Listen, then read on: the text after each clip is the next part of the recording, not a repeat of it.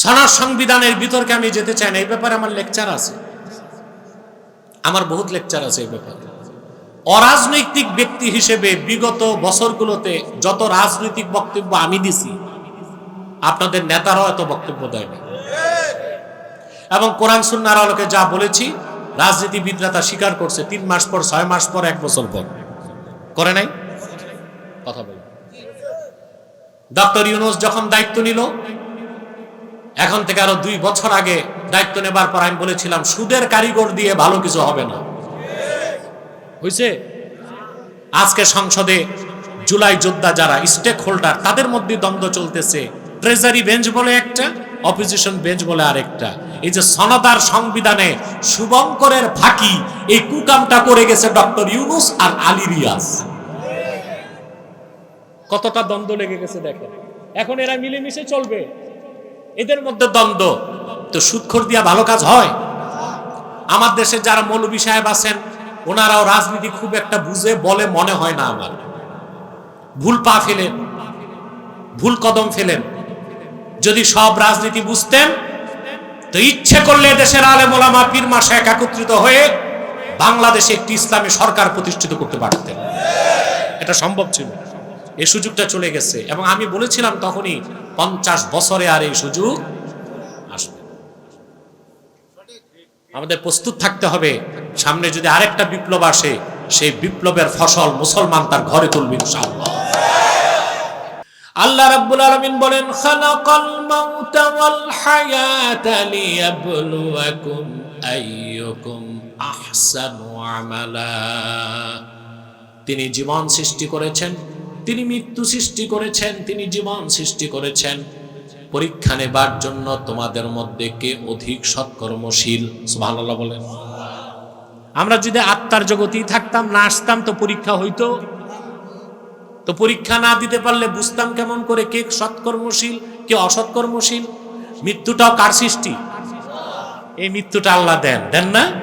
ছিলাম মৃত, তিনি জিন্দা করছেন, আবার তিনি মৃত্যু দিবেন। সুবহানাল্লাহ। আখেরাতে মৃত্যু বলে কিছু থাকবে না। শারহুস সুদুর ইমাম সুয়ুতি লিখেন, সব জান্নাতি জান্নাতে যাবার পরে, জাহান্নামীরা জাহান্নামে যাওয়ার পরে, এটা চেঞ্জ করে দাও, জান্নাত এবং জাহান্নামের মধ্যবর্তী স্থানে আল্লাহ তাআলা মৃত্যুকে উপস্থিত করবেন ভেড়ার সুরতে। কিসের সুরতে? আল্লাহ রাব্বুল আলামিন ডেকে বলবেন, জান্নাতীরা তাকায় দেখো এটা কি, জাহান্নামীরা তাকায় দেখো এটা কি। তারা বলবে, আল্লাহ একটা ভেড়া দেখা যায়। আল্লাহ বলবেন, এটা মৃত্যু, আমি ভেড়ার সুরত দিয়েছি। মালাকুল মউতকে আল্লাহ ডেকে বলবেন, মালাকুল মউত, তুমি মৃত্যুটাকে জবাই করে দাও। জান্নাতি এবং জাহান্নামীদের চোখের সামনে মৃত্যুকে জবাই করা হবে। আল্লাহ ডেকে বলবেন, জান্নাতীরা চিরকাল জান্নাতে থাকো, আর মৃত্যুর ভয় নাই। জাহান্নামীরা চিরকাল জাহান্নামে থাকো, মৃত্যুর মাধ্যমে বাঁচার কোনো উপায় নাই।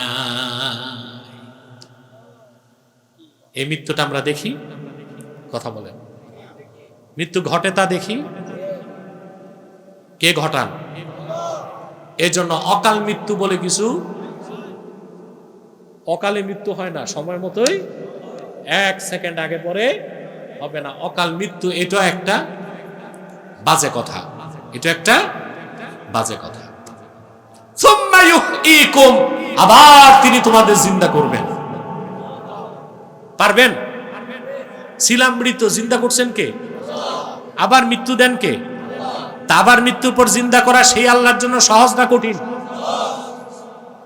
আলাম ইয়াকুনু তুফাতাম মিন মানিয়্যিন ইউমনা সুম্মা কানা আলাকাতান ফাখালাকা ফাসাওয়া ফাজআলা মিনহু আয-যাওজাইনি আয-যাকারা ওয়াল উনসা أليس ذلك بقادر على أن يحيي الموتى। আল্লাহ পাক বলেন, যে পরকাল অস্বীকার করে সে মানুষটা কি তার পিতার মিম্মানিয়্যি ইউমনা, তার পিতার নিক্ষিপ্ত বীর্যের একটা ফোঁটাই কি ছিল না? আল্লাহ সেটাকে রক্তপিণ্ড বানালেন, সমতা দিলেন, দুইটা ধারা সৃষ্টি করলেন, একটা নর একটা নারী। এই অসম্ভব ক্ষমতা যার, মৃত্যুর পর আবার জিন্দা করতে সে আল্লাহ সক্ষম কিনা? আল্লাহ রাব্বুল আলামিন বলেন, আয়াহসাবুল ইনসানু আল্লান নাজমা'a 'ইযামাহ বালা কাদিরিনা আলা আন নুসাউইয়া বানানাহ। মানুষ ধারণা করেছে মৃত্যুর পরে তার হাড় হাড্ডিগুলো চূর্ণ বিচূর্ণ হয়ে যাবে, আমি হাসরে কেমন ভাবে জমা করব। একটা কবরস্থানে 10,000 মানুষ আছে, কথা বলেন, একটা কবরস্থানে হাজার হাজার মানুষ। প্রশ্ন, কাফেরদের প্রশ্ন ছিল যে আল্লাহ তাআলা মানুষের হাড় হাড্ডিগুলো ছিন্ন ভিন্ন হয়ে যাবে, এগুলো জমা করবেন কেমন করে? আল্লাহ পাক বলেন, শোনো কাফেরেরা, বালা কাদিরিনা আলা আন নুসাউইয়া বানানাহ। আল্লাহ শুধু জমা করবেন তাই না, মানুষের আঙ্গুলের অগ্রভাগগুলোকে সমান করে দেবার ক্ষমতাও রাখে। এখানে আল্লাহ আঙ্গুলের অগ্রভাগের কথা বলছেন, নাকের কথা বলেন নাই, কানের কথা বলেন। এখন এখনো বিজ্ঞান আছে, কি আছে? ফিঙ্গারপ্রিন্ট।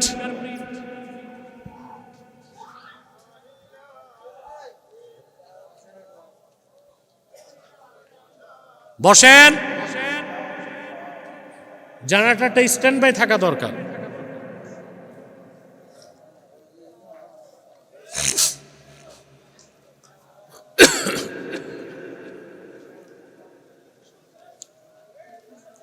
ও মিয়া সাহেব,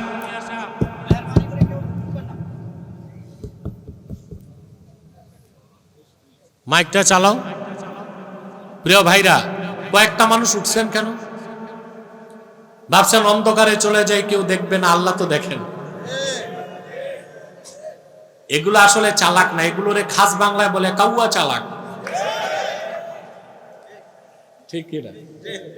উঠার কি, ধৈর্যের সাথে বসবে, কয়েক সেকেন্ডে তো চলে এসেছে। তো যে কথা বলছিলাম, খেয়াল করতেছেন, এখনো বিজ্ঞান আছে। বিজ্ঞান যেটা পাইছে এখন, কোরআন বলছে ১,৫০০ বছর আগে। এখানে আল্লাহ বলছেন ফিঙ্গারপ্রিন্টের কথা। কিসের কথা? সুবহানাল্লাহ। অত্যাধুনিক পৃথিবীতে কোন স্মার্ট কান্ট্রিতেও যদি ঢুকতে চান, ইমিগ্রেশনে সাইন নিবে না। কি নিবে? আঙ্গুলের ছাপ। সুবহানাল্লাহ। আল্লাহ তাআলা সেই আঙ্গুলের ছাপের দিকে ইঙ্গিত করছেন যে আমি আঙ্গুলের অগ্রভাগগুলোকেও সমান করে দেবার ক্ষমতা রাখবো হাসরে। কারণ মানুষ যদি 800 কোটি হয়, 800 কোটি মানুষের আঙ্গুলের ছাপ 800 কোটি রকমের। সুবহান। আল্লাহ আমাদের জীবিত করবেন, উঠাবেন, ঠিক কিনা? কিভাবে উঠাবেন? তাফসীর হোসাইনিতে এসেছে, কামা জিবরিল আমিন বাদা নাফাকাতিস সানিয়া, কামা জিবরিল আলা সখরাতি বাইতুল মুকদ্দাস। ইসরাফিল দ্বিতীয়বার সিংহায় ফু দেবার পরে বাইতুল মুকদ্দাসের পাশে বিশাল আকৃতির পাথরের উপর জিবরিল দাঁড়াবেন। পৃথিবীর মানুষ সব থাকবে কবরে। জিবরিল আল্লাহর হুকুমে ডাক দিবেন, ইয়া আইয়াতুহাল লুহুমুল মুতামাজ্জিকা ওয়াল ইজামুল মুতাফাররিকা। ও দুনিয়ার মানুষের গোশতগুলো যা মাটির সাথে মিশে গেছে, হাড্ডিগুলো যা চূর্ণ বিচূর্ণ হয়ে গেছে, হালুম্মু ইলা আরদির রহমান। রহমান ডেকেছেন, তার কাছে উপস্থিত হয়ে যাও। জিবরিলের এই একটা ঘোষণার সঙ্গে সঙ্গে সবগুলো মানুষ নিজ নিজ কবর থেকে দাঁড়ায় যাবে, নতমস্তকে সব উপস্থিত হয়ে যাবে মিজানের পাল্লার সামনে। সুম্মা ইলাইহে, জোরে, সুম্মা ইলাইহে তুরজাউন। আল্লাহ এটা বলেন নাই তারজিউন, তুরজাউন, ফিরতে না চাইলেও ফিরানো হবে। তোমাদেরকে সম্মিলিতভাবে তোমরা প্রত্যাবর্তিত হবে আল্লাহর কাছে। বলেন সুবহানাল্লাহ। তারপর শুরু হবে হিসাব। শুরু হবে কি? হিসাব। আমি আজকের পুরো আলোচনা থেকে নসিহত একটা, কয়টা? হিসাবের দিনটা হিসাব করে চলবেন। আবার বলছি, ফোনে কথা বলবেন না। হিসাবের দিনটা হিসাব করে চলবেন। আবার বলছি, হিসাবের একদিন হিসাব করে চলবেন, আল্লাহর ওলি হয়ে মরতে পারবেন। একটা দিন কি হিসাব করবেন? কটা দিন? যেদিন আল্লাহ আপনাকে উপস্থিত করবেন তার সামনে। সুবহানাল্লাহ। এই বিশ্বাস যার আছে আমার প্রতিটি কর্মের জন্য আল্লাহর সামনে দাঁড়াতে হবে, সে লোকটা নামাজ তরক করবে না, জেনা করবে না, চুরি করবে না, সুদ খাবে না, চাঁদাবাজি করবে না, খাদ্যে ভেজাল মিশাবে না, জমিনের সীমানা ধাক্কা ধাক্কি করবে না, পাল্লায় ওজনে কম দিবে না, ধর্ষণ করবে না, ইফতিজিং করবে না, চুরি করবে না, দুর্নীতি করবে না। ঠিক কিনা বলে? ভূমিকায় বলছিলাম না? কথা বলেন। সকল অপরাধের মূল কারণ কি? এখন জবাব পাইছেন? মানুষকে অপরাধী বানায় ভোগবাদ। কোনটা? যারা আখিরাতকে বিশ্বাস করে না, পরকালে আল্লাহর সামনে দাঁড়াতে হবে বিশ্বাস নাই, তারা ভোগবাদী হয়। দুনিয়াকেই তারা আঁকড়ে ধরে, তখন কোনো গুনাহ তার কাছে গুনাহ মনে হয় না। তাকে ঠিক করতে আইন লাগে, ডান্ডা লাগে। আর আল্লাহর ভয় যার অন্তরে আছে, হিসাবের দিনকে বিশ্বাস করে, তাকে চেক এন্ড ব্যালেন্স করার জন্য আইন লাগে না, বিধান লাগে না, সনদ লাগে না, সংবিধান লাগে না। আল্লাহর ভয়তে সে ভালো মানুষ হয়ে যায়।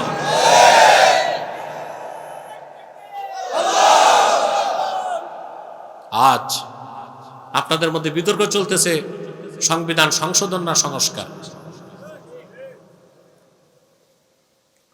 মনে করুন সংস্কার হয়ে গেল, তো হবেটা কি? সব মানুষ ওলি হয়ে যাবে। কথা বলেন, সব ভালো হয়ে যাবে? আল্লাহ কবুল করুক, আল্লাহ মঞ্জুর করুক। মানুষ ভালো হয় আল্লাহর ভয় যখন অন্তরে আসে। আখেরাতে তাকে হিসাব দিতে হবে। সকল কাজকর্মের মূল যখন হবে আখেরাতের জবাবদিহিতার প্রশ্নে, তখন মানুষ গুনাহ করলেও তওবা করে। আর আখেরাতের বিশ্বাস, আল্লাহর কাছে হিসাব দিতে হবে, এই বিশ্বাস যার নাই সে তো গুনাহ করবেই। গুনাহ করতে সে মজা পায়, গুনার কাছে সে প্রতিযোগিতা করে। হিসাব দিবেন? কথা বলে না। ভালো কাজের হিসাবও দিবেন, খারাপ কাজের হিসাবও দিবেন। আল্লাহ রাব্বুল আলামিন বলেন, ইয়াউমা তাজিদু কুল্লু নাফসিন মা আমিলাত মিন খাইরিন মুহদারা ওয়া মা আমিলাত মিন সু তাওয়াদ্দু লাউ আন্না বাইনাহা ওয়া বাইনাহু আমাদান বাঈদা ويحذركم الله نفسه والله رؤوف بالعباد। আল্লাহ পাক বলেন, প্রত্যেকটা মানুষ, প্রত্যেকটা নাফস দুনিয়াতে যে ভালো কাজ করেছে তা সে হাসর ময়দানে উপস্থিত দেখবে। সুবহানাল্লাহ। আবার সে যে খারাপ কাজ করেছে সেটার তিরস্কারটাও দেখবে। আপনি নামাজ পড়েছেন তা পাবেন, রোজা রেখেছেন তা দেখবেন, মাহফিলে বসেছেন তাও দেখবেন, পাবেন। আবার পাল্লায় ওজনে কম দিয়েছেন, জেনা করেছেন, ব্যভিচার করেছেন, সুদ খেয়েছেন, ঘুষ খেয়েছেন, কারো পকেটে 2 আঙ্গুল ঢুকাইছেন, এটাও দেখবেন। মাতবরি সর্দারি করতে যে 2 দিক থেকে আকিস বিড়ির প্যাকেট নিয়েছেন, এগুলো চলে বাংলাদেশ? চলে কি না? এই গ্রাম্য মাতবররা এগুলো বেশি করে, 2 পক্ষ থেকে আকিস বিড়ির প্যাকেট নেয়, যেদিক প্যাকেট বেশি রায় যায় ওই দিক। এগুলো নাই বোধ এই এলাকায়, কম আছে বোধ, আগে ছিল এখন কমছে। এখন যুবকরা দায়িত্ব নিতেছে, তো এই জন্য সংস্কৃতির পরিবর্তন হচ্ছে। প্রিয় ভাইরা, সব দেখবেন, ভালো কাজও দেখবেন, খারাপ কাজও দেখবেন। মানুষ তখন আফসোস করে বলবে, আমার গুনাহের কাজ আর দৃশ্য থেকে আমার মাঝখানে একটা দূরত্ব যদি হইতো। কোনো লাভ নাই আফসোস করে।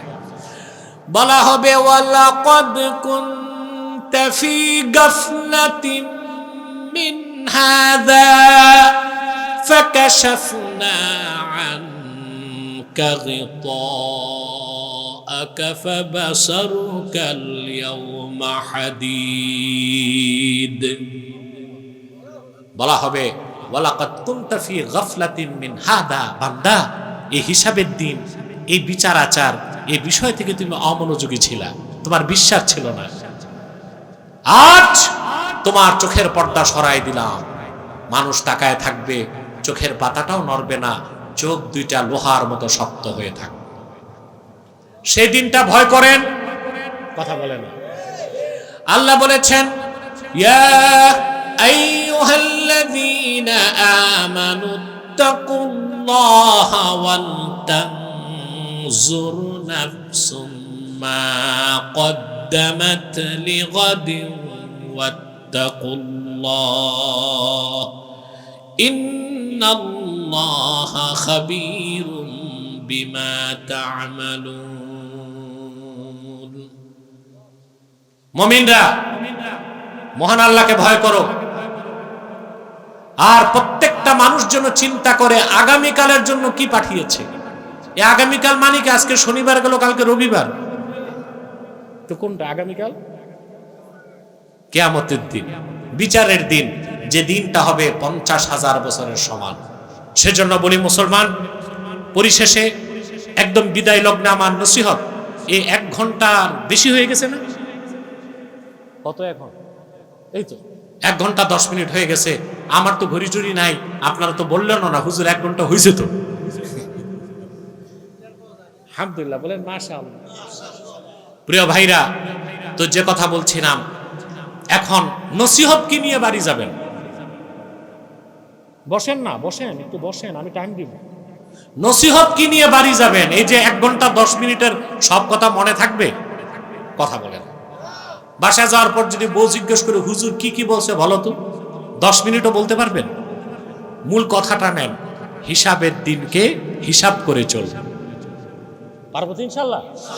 তাহলে আমরা প্রত্যেকেই যদি ঈমান থাকে, আকীদা সহি থাকে, আল্লাহর ওলি হতে পারবো। আল্লাহ আমাদেরকে কবুল করুক, মঞ্জুর করুক, বলুন আল্লাহুম্মা আমিন। বলবো, অস্থির হয়েও না। প্রিয় ভাইরা, আমি বিদায় লগ্নে আর কষ্ট দিচ্ছি না আপনাদেরকে। জরুরি কয়েকটা কথা বলেই আমি আপনাদেরকে বিদায় করে দিচ্ছি। এটার মধ্যে কারেন্ট চলে আসে, এটা এক মহা মুশকিল। এ তো মরার ব্যবস্থা করছে। হ্যাঁ মিয়া মাইকম্যান, তুমি এই কাজ করো। পরে তো আমি প্রথম বলছি আঙ্গুল দাও, এখন তো বলবো জিব্বা লাগাও। টেস্টার রাখো না? হ্যাঁ, তো ওটা কি করো? টেস্টার দিয়া কি করে এগুলো দেখবা তো। আমি জোয়ান মানুষ, কারেন্ট ধরলো একটু ছুটতে পারি, বুড়া মানুষ যদি হয় না না না, তা তো মুশকিল হয়ে যাবে, মহা মুশকিল হয়ে যাবে। প্রিয় ভাইরা, এখানে আপনারা বিভিন্ন দল মতের লোক আছেন না? কথা বলো। এখানে বিএনপি আছে, জামাত আছে, এনসিপি আছে, আওয়ামী লীগও আছে। যদি কেউ বলে আওয়ামী লীগ না, এটা মিথ্যা হবে। আছে তো, কেউ কওমি মাদ্রাসার, কেউ আলিয়া মাদ্রাসার, কেউ বিভিন্ন পীর সাহেবের মুরিদ আছেন। আমার একটা অনুরোধ থাকবে, মাসলাক যার যেটাই থাক, দল যার যেটাই থাক, মাদ্রাসা যার যেটাই থাক, ইসলামের মৌলিক স্বার্থে আমরা এক হয়ে যাব। অন্তত 3টি স্বার্থে এক হব। কয়টি স্বার্থে? ইসলামের সুমহান স্বার্থ রক্ষায় আমরা ঐক্যবদ্ধ হয়ে যাব। মুসলমানদের মৌলিক দাবিগুলো আদায় আমরা এক হয়ে যাব। আর বাংলাদেশের স্বাধীনতা রক্ষায় আমরা এক হয়ে যাব। ইসলাম ও মুসলমানের বিপক্ষে বাংলাদেশে 3টি অমুসলিম সম্প্রদায় সবচেয়ে জঘন্য ভাবে দুশ্মনী করে যাচ্ছে। তার মধ্যে সবচেয়ে নিকৃষ্ট হচ্ছে কুখ্যাত কাদিয়ানি সম্প্রদায়। নিঃসন্দেহে তারা কাফের এবং অমুসলিম। তাদেরকে যারা কাফের বলবে না, তারাও কাফের, কারণ তারা আল্লাহর আখিরি নবী মুহাম্মদ সাল্লাল্লাহু আলাইহি সাল্লামকে আল্লাহর শেষ নবী হিসেবে বিশ্বাস করে না। বলেন নাউজুবিল্লাহ।